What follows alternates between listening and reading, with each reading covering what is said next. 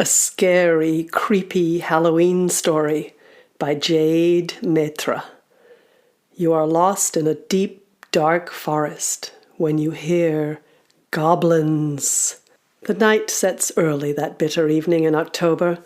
The night sets early that bitter evening in October, and the owls stick their heads from their twisted perches and blink so unnervingly that you always have the sensation of being watched.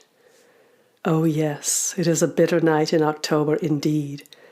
The trees have lost half their leaves and appear as wretched as children who have tried to cut their hair all by themselves and become half bald in the process. Great clumps of wet leaves browning in puddles make your feet slip underfoot. The night spreads slowly across the sky like a stain, a liquid stain of something horrible. There are no people for miles around in this forest. Only you, walking, your breath hot in your throat because you took your bike earlier in the day and got lost in this forest. Now you walk on this grim path, looking for a way out. The air is like a chill breath on your neck, and the rosehips drip in bunches, and the spiked chestnuts brush your face as you pass through the trees and try to find the road. Your bike? You had to leave it behind hours ago when it became mired in mud. It was impossible to ride or wheel beside you with a thick glug of clay caked all over your wheels. But the worst thing of all isn't that.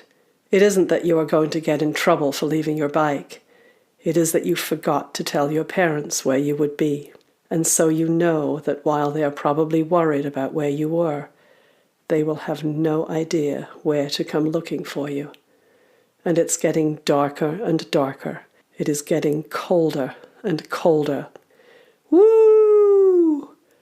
You suddenly hear an unearthly sound rising up from the earth. You make a squeak of terror. Your heart beats loudly in your throat. Is it nearby, or does it echo from behind the mountains, the great ridges that enclose the valley? Was it a wolf? You hope not. You imagine a beast with tough jaws, dripping with a cold froth. Large teeth ready to snap you in two. A wolf. Please don't let it be a wolf, you tell yourself. Please don't let it be a wolf. And your feet pound the footpath, and you wrap your jacket more tightly around your body, and you feel your heart beating in your neck, in your belly, like a tiny hard drum. Suddenly you realize with a sinking feeling that you are not alone in this forest. Above the brittle wind there is a murmur. Goblins. You know it is goblins. You've heard stories that there are goblins in this forest, and on this scary, dark evening, the voices sound exactly like goblins should sound. They have manic voices. There must be many of them here, you think, very many of them, somewhere nearby. They are close, but not too close. Their voices are murmurs, and you can't make out what they are saying. But you stop walking then, very suddenly, and stand very still. Goblins. You can't bear it. You've read books about goblins. You have heard that they bite the noses off little children and can spirit you away as though you never existed. Oh, it is a very bad idea to meet goblins on this path. Then you remember something else. Goblins can smell you, from a mile away at least. Your eyes dart around the forest path. The light is almost gone, but there in a pool at the bottom of a gnarled old tree is a patch of mud. Mud. Perhaps mud will do it, you think. You move slowly, quiet as a hunted animal. Trembling, you crouch and rub the mud on your face and neck, your hands too, anywhere you can see skin showing. The mud is icy and sends shivers through your body as you rub it on your goosebumps. But finally it is done. You stand up, muddy, cold as Antarctica. The voices murmur and then suddenly rise more loudly than ever. You jump, too late to run. You don't even know where to run to. You dart behind a tree. You hide behind that tree. You lean against the chill bark and wait to see the dread goblins. Here they are now. They emerge onto the forest path. You cannot see them properly for the mud in your eyes, and you are far too frightened to move even a fraction to wipe the mud away. You crouch low and hope they won't see you. Hope with every breath in your body that they don't smell you. "Here," says one of them finally. "Put your things down here." The rest of them stop, right in front of the tree where you are. You remember goblins and their keen senses. Their sense of smell matched just as easily by their sense of vision. You cower behind the tree with just one eye peeping out. You try to breathe quietly, but your heart is so loud you think anyone could hear it, even in outer space. You can't make anything out except for the shape of them in the darkness. They are faintly orange with the small lamps they carry, and have large, round heads. In fact, they seem to be all head, with very little body at all. You think there must be legs and a tummy carrying them along, but in the darkness, with the mud in your eyes, it's difficult to see. It's perhaps better not to see. Slowly you let yourself slide down until you are completely hidden behind the tree. "What shall we do with our knives?" "Put them behind that tree." Your heart stops still. You listen, not daring to look. Footsteps. The sound of knives being thrown in a heap. Thank goodness it is a tree on the other side of the path. "A story! A story!"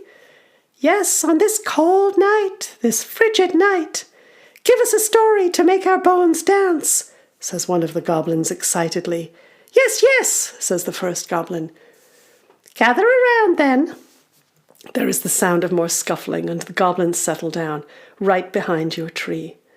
They are so close that you can smell them. They smell of toadstools and truffles and pears rotting in the grass. You can hear them giggling to each other. You suddenly realize that they are goblin children. This must be why none of them have smelt you yet. They are far too excited to pay attention. "Has anyone a flame?" asks the first goblin. He sounds older than the rest. He must be their teacher or uncle. "Yes, uncle," say the goblins. "Light it then," says the uncle, "and don't let it go out. I am going to tell you a story of something more terrible than anything you've ever imagined. You think you are strong? You think you can fight a fight as good as the best of them? You are wrong, my children, wrong. This is a cautionary tale for you about the wicked that lives in the world." "Oh, I'm scared already," says a small voice. "I don't want to listen. Let me hide behind this tree." "Your tree! No!" you want to shout. And then Uncle says, "No, Piper, stay here. This is a scary tale, but you ought to know it. This is a story about something that really happens every October to thousands and thousands of little ones like you. You'll be scared, but it's for your own good. I want to tell you about humans." "Humans!" squeaks another of the goblins, and they all chant, "Oh, I love stories about humans, humans, humans," until the uncle says, "Quiet! Do you want me to tell you this story or don't you?" The children goblins settle down for their story. You feel sick to your bones. A scary story about humans? If they find you after a story like this, they will surely attack you. You lay quiet, listening. "Well then," says the uncle, "humans are the most ferocious creatures you will ever see walk on this earth. They are made of fat and muscle and hair, a most disgusting combination. Their heads are studded with two slimy eyeballs that move in every direction. Their mouths, when they are open, are red and cavernous, and inside there is a grotesque, glistening tongue and many sharp teeth." "Oh!" say the children goblins. They are so horrified that they don't know what to say. The uncle continues. "On the ends of their fingers are fingernails, sharp little knives that they file down with metal. If they didn't do this, their fingernails would grow so long and curly that they would resemble monstrous horns. But the worst thing about them is their appetites. Disgusting creatures. They move through forests like this one, eating everything in their path. No plant or animal is safe. Yes, humans are everywhere, in the forest and out of it. Listen carefully, for there could even be one nearby now." Oh no, does the uncle know you were there? You don't dare to breathe. The children are quiet, listening. In the great silence of the now inky dark forest, the uncle's voice rises amongst the trees. Children, on the 31st of October each year, we reach the zenith of the human horrors. Every year on this night, do you know what those dread humans do? They take a head. It could be anyone's head here, a head just like yours. They cradle it in cruel fingers. They caress it coldly. Then they twist it quickly. They separate head from body. "Oh, oh," cry the children goblins. "I'm going to be sick," says one in a plaintive voice. "I'm telling you for your own good," replies the uncle. "But we have not got to the worst of it yet.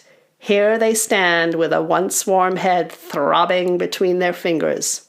Your head, Frankenslop, or your head, little Pansywick, and they take a great big knife." One of the goblins starts to scream, and then they all scream together. The screams of goblin children ring out through the forest. There is a great noise of wailing, crying, screaming, and scrabbling. It is ferocious and terrible. "And they cut the insides of the head out," says the uncle over the noise. "And they leave holes for the eyes and mouth. And inside it they put a burning flame, a candle, and put the head on a stick outside their front door. There. Now you know the horror of humans on the 31st of October. The screaming continues. You hear a great noise as the goblin children stand up and start bashing around the forest floor, looking for their knives in the darkness, wailing for their mothers. In the hubbub there is suddenly a crashing sound, and one of the goblins spins around the tree you are hiding behind. In the weak flame of his torch he sees you. You see him. You look at each other. And then the child cries, "Ah!" and screeching madly, turns and runs through the foliage, through the darkness. The other children follow him. Crashing and screaming and shouting, they disappear into darkness. You listen to the sounds of them fading away.